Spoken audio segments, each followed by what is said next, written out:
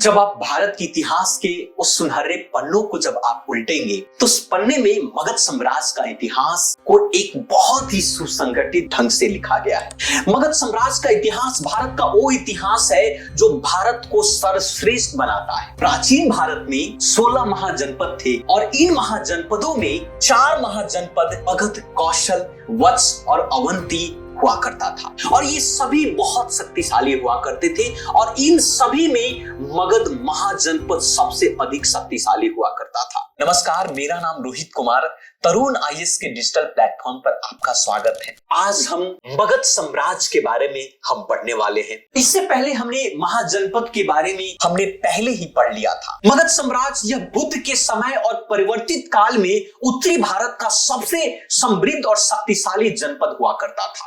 गौतम बुद्ध के पूर्व बृहद्रथ और जरासंध यहाँ के प्रतिष्ठित राजा हुआ करते थे। इस महाजनपद की स्थिति मूल रूप से दक्षिण बिहार में हुआ करती थी और आज भी है। इस महाजनपद के क्षेत्र की बात करें तो आज के आधुनिक पटना और गया का जो क्षेत्र है मगध के नाम से जाना जाता है। उस वक्त मगध की राजधानी गिरिब्रज हुआ करती थी। कालांतर में इसे परिवर्तित करके राजगृह बना दिया गया। ये राजगृह बहुत ही सुंदर और सुसंगठित है। 5 पहाड़ियों से घिरी हुई ये आज भी अगर कहे तो बहुत ही सुसंगठित है। अगर मगध की सीमा की बात करें तो मगध की सीमा भारत के उत्तर में गंगा नदी से, दक्षिण में विंध्य पर्वत तथा पूर्व दिशा में चंपा से पश्चिम में सोन नदी तक फैली हुई थी। मगध की राजधानी कालांतर में परिवर्तित होकर पाटलिपुत्र बना दिया गया जो आज पटना के नाम से जाना जाता है। मगध के उत्कर्षण से तो कई महत्वपूर्ण कारक के रूप में बात किया जाता है। जैसे उस समय का मगध सबसे विकसित होने का सबसे प्रमुख कारण वहां की विस्तृत कृषि, उपजाऊ मैदान, लोहे के प्रयोग और हाथियों की उपलब्धता, कृषि में नवीन तकनीकी का प्रयोग, प्रचुर मात्रा में खनिज संसाधन की उपलब्धता या कहे प्राकृतिक सुरक्षा एवं व्यापार की अनुकूलता दशा, ये सभी मगध को बहुत लाभ पहुंचाया और इसीलिए मगध महाजनपद उस समय के अन्य 3 शक्तिशाली महाजनपद जैसे कौशल, वत्स, अवंती को अपने राज्य में सम्मिलित कर लिया। इस अखंड भारत का निर्माण हुआ जो कि मगध और महाजनपद से एक विशाल समृद्ध शक्तिशाली साम्राज्य के रूप में परिवर्तित किया गया। भारत उस वक्त का अखंड और शक्तिशाली इसलिए भी माना जाता है क्योंकि उसमें मगध की प्रमुखता सबसे ऊपर थी। आज मगध साम्राज्य का इतिहास हमारे भारतवर्ष के इतिहास का एक स्वर्णिम युग के रूप में जाना जाता है। इसे इतिहास के पन्नों में मगध के उत्कर्षण के रूप में लिखा गया है। चलिए हम डिटेल से बात करते हैं, पूरी विस्तृत जानकारी से उस समय के सारे वंशज की बात करेंगे जिसने मगध पर राज किया और उसमें सबसे प्रमुख है हर्यंक वंश। अब हम बात करेंगे मगध पर राज किए जाने वाले उन सभी राजवंशों के बारे में जिन्होंने मगध की समृद्धि के लिए अपना योगदान दिया। अगर हम आधुनिक इतिहासकारों की माने तो उस राजवंश में सबसे पहले राजवंश की बात किया जाता है हर्यंक वंश का। हालांकि मगध की बात किया जाए उसकी शुरुआत जरासंध से पहले हो चुकी थी, परंतु अगर हम अपने एग्जाम के पॉइंट ऑफ व्यू से बात किया जाए तो हर्यंक वंश सबसे प्रमुख माना जाता है और मगध शासन की सबसे शुरुआत मानी जाती है। हर्यंक वंश के शासकों ने मगध पर 544 ईसा पूर्व से 412 ईसा पूर्व तक शासन किया। संस्थापक के रूप में बिंबिसार को माना जाता है। थोड़ा सा आपको कंफ्यूज होने की आवश्यकता नहीं है कि आगे चलकर बिंदुसार होंगे, लेकिन यहां पर बिंबिसार है। सो बिंबिसार हर्यंक वंश के संस्थापक थे। राज्य की राजधानी राजगृह अथवा उस वक्त का गिरिब्रिज के नाम से जाना जाता है। बाद में पाटलिपुत्र उसका ट्रांसफर किया गया। अब हम बात करते हैं कि हर्यंक वंश की कुछ प्रमुख राजाओं के बारे में। सबसे पहले हम बिंबिसार की कहानी को हम समझेंगे। बिंबिसार मगध साम्राज्य की सत्ता का वास्तविक संस्थापक कहा जाता है। यह अपने वंश का प्रथम शक्तिशाली शासक था। इन्होंने 544 ईसा पूर्व से 492 ईसा पूर्व तक शासन किया। लगभग कह सकते हैं कि 52 वर्षों तक उनका शासन रहा, लेकिन उन्होंने केवल 15 वर्ष की आयु में मगध की राजगद्दी उन्हें सौंप दी गई थी। इनके शासनकाल में मगध की विशिष्ट स्थान रहा है। जैन साहित्य की बात करें तो जैन साहित्य के अनुसार बिंबिसार का एक अन्य नाम श्रेणिक था। इन्हें वैवाहिक संबंधों से राजनीतिक प्रतिष्ठा प्राप्त हुई थी। बहुत सारे वैवाहिक संबंध इनके थे। इन्होंने अपने राज्य की नींव विन विन वैवाहिक संबंधों के फलस्वरूप ही रखी थी। उदाहरण की बात करें तो बिंबिसार ने 3 विवाह किए थे। प्रथम विवाह कौशल राज की पुत्री और प्रसेनजीत की बहन महाकौशल्या देवी के साथ उन्होंने किया था। हालांकि इन्हें विवाह के फलस्वरूप उन्हें दहेज में काशी प्रांत प्राप्त हुआ। इसे 1 लाख की वार्षिक आय प्राप्त होती थी। दूसरा विवाह चेलना, जिसे छलना से भी कहा जाता है, चेलना के साथ उन्होंने किया। यह वैशाली की लिच्छवी राजकुमारी थी। अजात शत्रु बिंबिसार की पुत्र इसी रानी के पुत्र हुआ करते थे। और तीसरा विवाह उन्होंने 6 माह पंजाब के मद्र कुल की राजकुमारी से किया था। वैवाहिक संबंधों की प्रतिष्ठा के फलस्वरूप बिंबिसार ने मगध की पश्चिमी तथा पूरब की ओर विस्तृत करने वाला मार्ग को प्रशस्त कर लिया।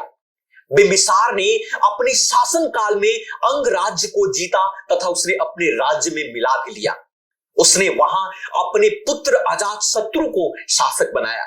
जो राज्य शक्तिशाली थे तथा जिन्हें वो हरा नहीं सकता था, उन्हें राज्यों से बिंबिसार ने मित्रता कर ली। जैसे अवंती की बात करते हैं, अवंती के शासक चंद्रप्रदोत से बिंबिसार ने मित्रता कर ली थी। चंद्रप्रदोत के यहाँ उनके राजवैद्य जीवित को इलाज के लिए भेजा था। कहा जाता है कि जॉन्टिस हो गया था उस राजा को, तो उस नाइलाज बीमारी को जीवक के द्वारा ठीक किया गया। 492 ईसा पूर्व में बिंबिसार की हत्या उसी के पुत्र अजातशत्रु के द्वारा कर दिया जाता है। उसकी मृत्यु के पश्चात अजातशत्रु ने अपना शासन का प्रारंभ किया। मतलब कह सकते हैं कि बिंबिसार के बाद अजातशत्रु ने मगध की साम्राज्य की राजगद्दी को संभाली। अजातशत्रु 492 ईसा पूर्व से 460 ईसा पूर्व तक शासन किया। इनका शासनकाल 32 वर्ष का था। इनका कौशल नरेश प्रसेनजीत के साथ युद्ध हुआ था। इस युद्ध में प्रसेनजीत की पराजय हो गई। बाद में दोनों शासकों में समझौता हो गया और कौशल नरेश प्रसेनजीत ने अपनी पुत्री वजीरा का विवाह अजातशत्रु से करवा दिया।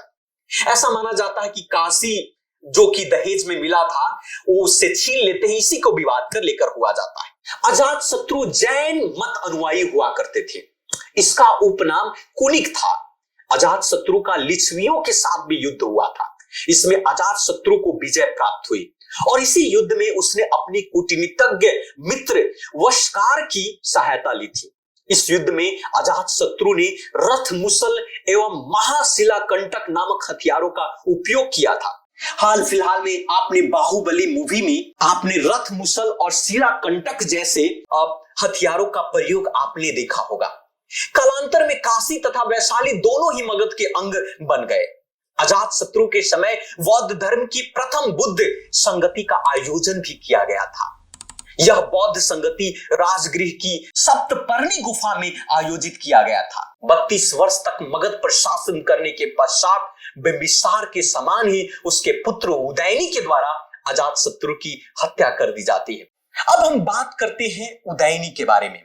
उदयनी जो कि अजातशत्रु का पुत्र था और उन्होंने अपने पिता की हत्या भी कर दी थी। कभी कभी कुछ मतों के अनुसार इसको पितृ हत्यंक इस तरीके कुछ शब्द का प्रयोग किया जाता है इस वंश को लेकर। उदयनी 460 ईसा पूर्व से 412 ईसा पूर्व तक शासन किया। इन्होंने 48 वर्ष तक शासन किया। पुराना तथा जैनों ग्रंथों के अध्ययनों से ज्ञात होता है कि इस शासक ने गंगा और सोन नदी के संगम के तट पर कुसुमपुरा, जिसे आप पाटलिपुत्र नाम के नगर की स्थापना की थी, आज जिसे पटना के नाम से जाना जाता है, और इसी नगर को उसने अपनी राजधानी बनाई।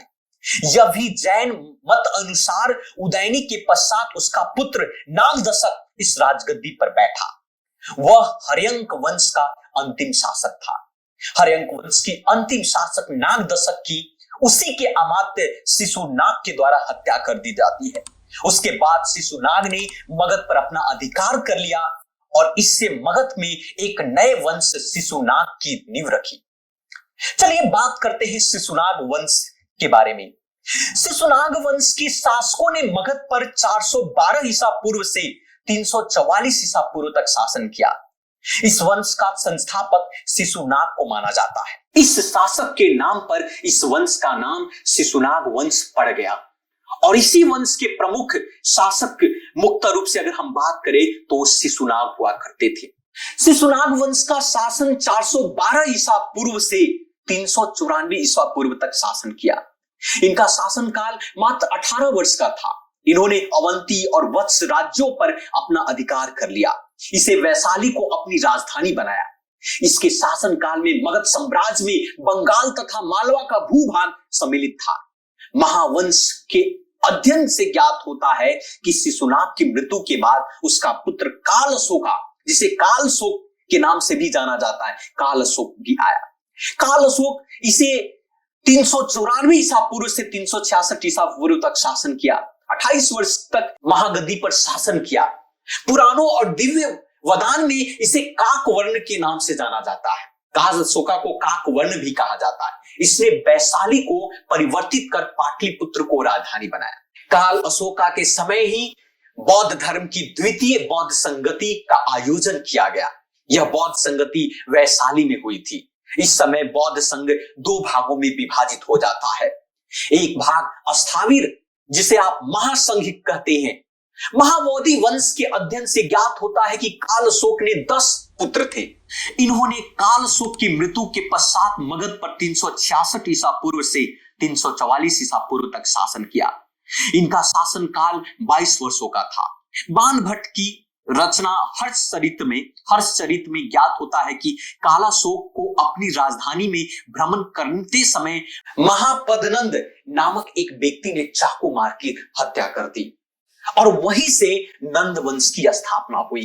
अब हम बात करते हैं नंद वंश की। नंद वंश के शासकों ने 344 ईसा पूर्व से 323 ईसा पूर्व तक शासन किया। इस वंश का संस्थापक महापदनंद हुआ करता था, जो कि एक विख्यात राजा था।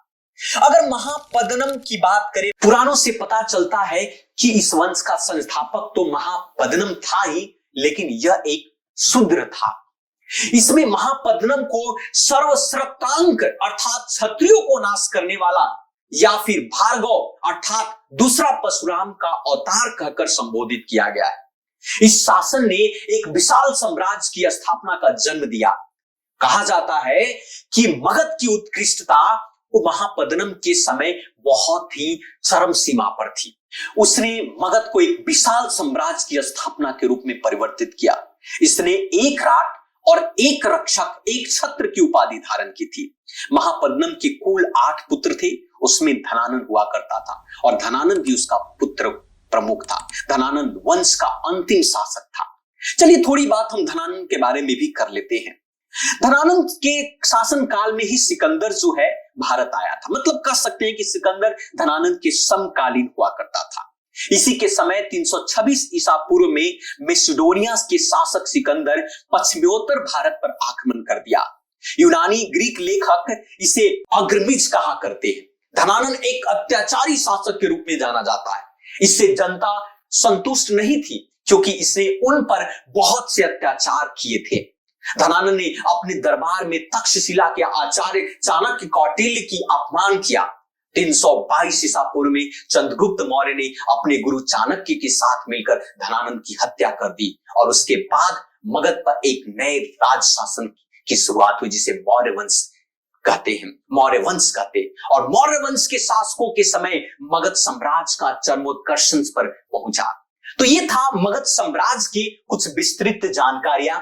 अगले एपिसोड में हम बात करेंगे मौर्य साम्राज्य से संबंधित। तो आज के लिए इतना ही। धन्यवाद। मिलते हैं दूसरे एपिसोड में।